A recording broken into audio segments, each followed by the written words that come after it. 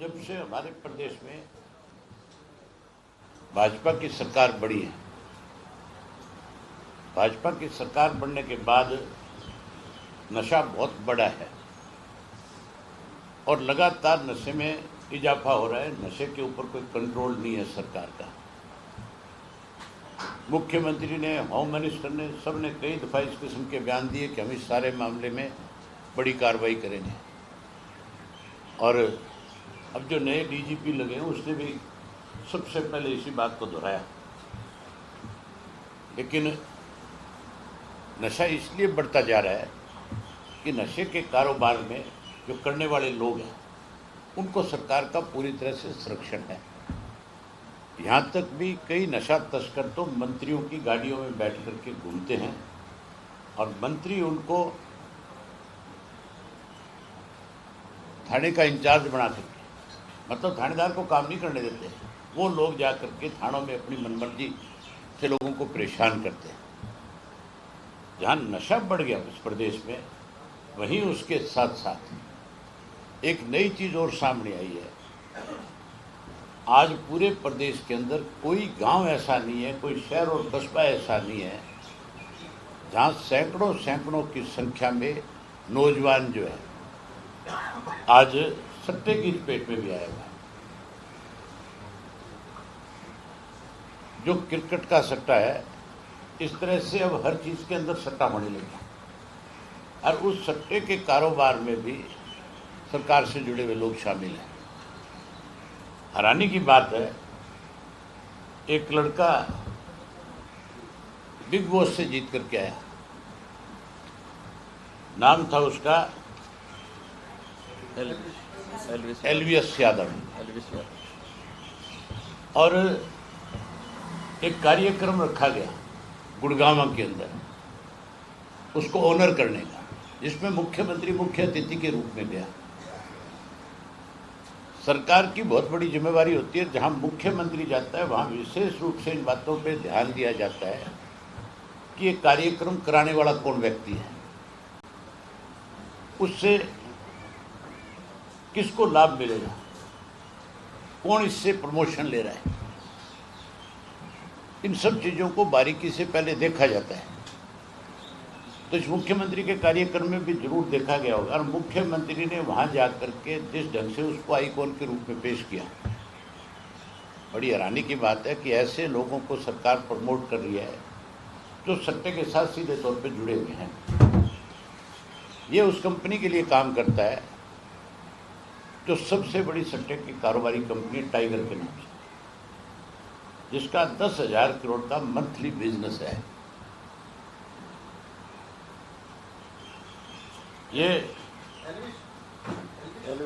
हाँ, एलविस को प्रमोट वही तो कर रहे थे, वही कंपनी के लोगों के जगह जगह पे जहाँ ये इसको जहाँ प्रमोशन की जा रही थी, उसके नीचे जो बैनर लगे हुए हैं वो सारे टाइगर कंपनी के लगे हुए हैं।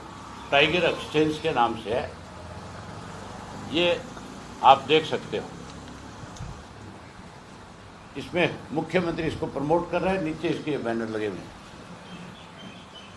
अगर मुख्यमंत्री ऐसे फंक्शनों का हिस्सा बनेगा, आज जो है कल का आप पूरे दिन का ट्रेंड देखोगे तो उससे आपको पता चलेगा। सारा दिन ट्वीट पे जो है मुख्यमंत्री को सरगना बता करके पूरे देश में नंबर 1 पे चलाए और लोगों ने बहुत कुछ टैग करके बहुत कुछ लिखा गया इसके बारे में।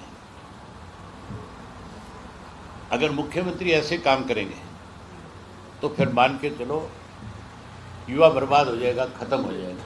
इस सरकार बनने के बाद जहाँ नशे से युवा को मार दिया, वहीं सट्टे से युवा को मार दिया। और वहीं उसके साथ साथ एक और नई चीज़ मैंने इस यात्रा के दौरान देखी। जब मैं यात्रा के दौरान गांव में था, लोगों से मिल रहा था, शहर और कस्बे में लोगों से मिल रहा था, तो एक नई चीज़ आई सामने। पर्टिकुलर आपका जींद जिला, कैथल जिला और उसके बाद पानीपत डिस्ट्रिक्ट, पानीपत के बाद करनाल, कुरुक्षेत्र, ये आपका कैथल का, ये आपका जिला जो है यमुनानगर का, अम्बाड़े का, यहाँ पे जो युवा है, गांव के गांव खाली हो गए।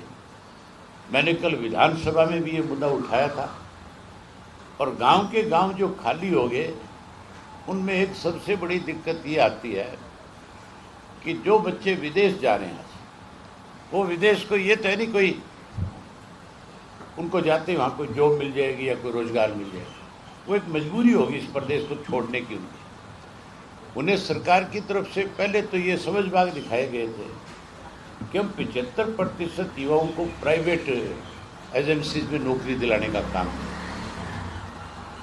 कॉरपोरेट घरानों में नौकरी दिलाएंगे, फैक्ट्रियों में नौकरी दिलाएंगे। उन्हें इस किस्म का आश्वासन दिया गया था।